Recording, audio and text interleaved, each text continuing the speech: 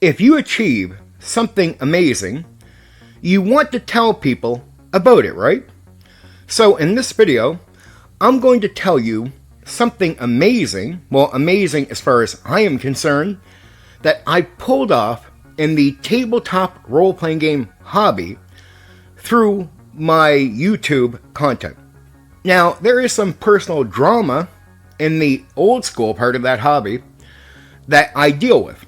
And a lot of people in that part of the hobby they don't want to acknowledge anything I've ever achieved. But some do, even if not openly. And how do I know that they acknowledged that I achieved something? Well, they try to steal that away. They try to make the claim that they are the ones that started it. They recognized what I did. The person I'm talking about was following me on YouTube. They had seen that I had put out close to 40 videos on a certain word that I was using over and over and over again to describe what we were trying to achieve in a tabletop role-playing game. Now, before I get to what that was, I want to tell you about this thing called GNS theory. It was a theory aimed at tabletop role-playing games, and when you looked at it, when you read over it, what it was, you would see the word immersion. And they tried to use the word immersion to explain what we were trying to achieve in a tabletop role-playing game session. The problem was, GNS theory was very unpopular. And it was out for a little while, and then it was pushed into a ditch and forgotten about. And everything tied to it went with it. You know, you throw the baby out with the bathwater. Well, see, I had come to GNS theory late. And what I had realized was it was a number, I came to it a number of years after it was already forgotten about. And I had realized nobody was using the word immersion to describe what we were trying to achieve in a tabletop role-playing game session. It had been just tossed out with GNS theory.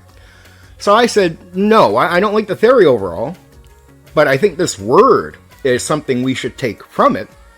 And so I made a video. I made a video claiming that. I said, I want to use the word immersion to describe what we're trying to achieve in a tabletop role-playing game. Now, when I first pushed the word immersion, I had a bunch of nerds pick it apart because immersion can mean so many different things. So I had to start saying that, you know, here's what I mean when I say immersion. So I would detail out what I meant, and what I would say is, it's like you're immersed into the movie, right? You're watching a movie, and somebody pokes you on the shoulder. You're there, but you're not there.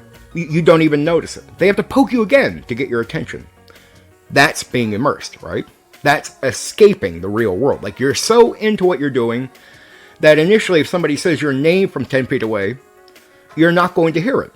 And that's sort of the zone you want to be in when you're playing the game. So, focused on the game and having fun and in your imagination, immersed in that way, that is the goal. That is what we are looking to achieve. And the peak of that immersion is what we're going after. And I had to keep using the word over and over again for about 30 some videos. I mean, I just kept pushing it. I kept pushing it. Now, the first 20 videos, I had nerds picking apart my use of the word immersion. It got so good that a content creator known as Venger Satanis put out a video pushing immersion, as if it were him that was originally pushing the word to describe what we are doing. He recognized, because he follows me on YouTube, so he's seen the almost 40 videos I put out on the word, but he comes out with a video of his own as if he's pushing immersion when nobody else did. It's him. That wasn't the case. It was me.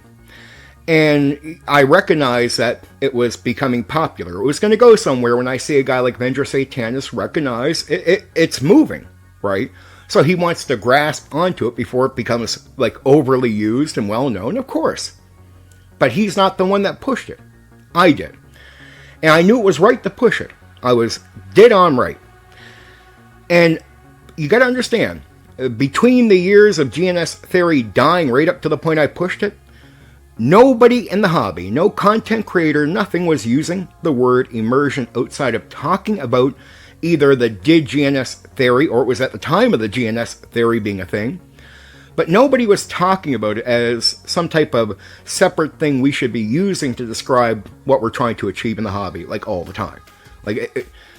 I recognized that word was needed. It was a required word that just made sense to our reality. I got lucky. And there's no doubt I got lucky figuring this out. I'm not trying to brag like I'm Superman here. I fucking got lucky. I figured something out that people weren't using, that it would spread. I figured it out. And I put it out there. And now when you hear Matt Colville or fucking Matt Mercer use the word immersion, that is because of Condor DM. Small world, but it's like a chain. You put something out there that is going to work, it's going to be used, it's going to make sense. People will naturally pick up on the word and just start using it everywhere like it's been used forever. And that's what people did. But when the word reached people, it made so much sense. They just used it right away like it's, that word was always there, right? No. Now, I'll give the people that pushed the GNS theory some credit on coming up with that. But where they failed was putting it in the package that was going to die. That's what happened. So they had a great word to explain something that made sense, but they put it in a package that died. That's why it never spread. I spread it. I think that is something amazing as a small YouTuber, to have achieved on YouTube.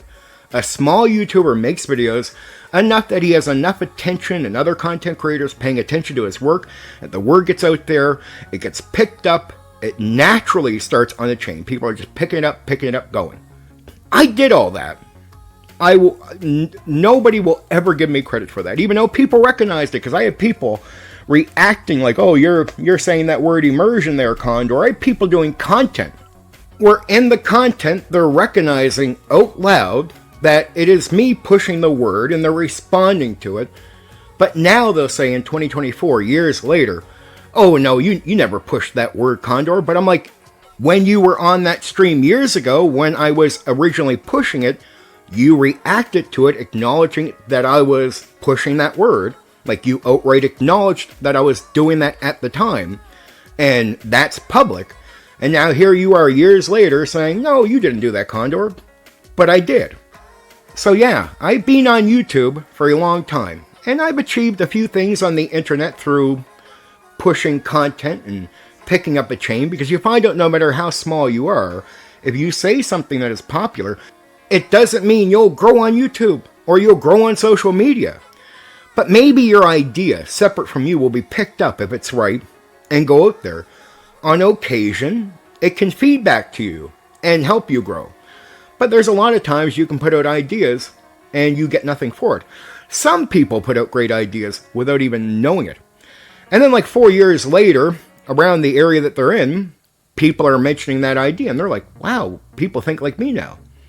But they actually don't know that they are the ones that triggered it years ago, said something to the right person or the right group of people, and next thing you know, they say something and the chain just connects to all kinds of people.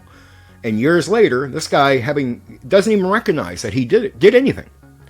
But the reason they're repeating back to him what he thinks is because so many years ago, he met a group of people and said, here is what I think. And he's a nobody, as far as we would be concerned. He will never be famous, but that can happen to people. Once you recognize that can happen, you can see the power of putting yourself out there on YouTube or social media. And you start understanding the power of words. And even if you don't have a large following, you can do a lot. I did try to make a video about this before, but I wasn't happy.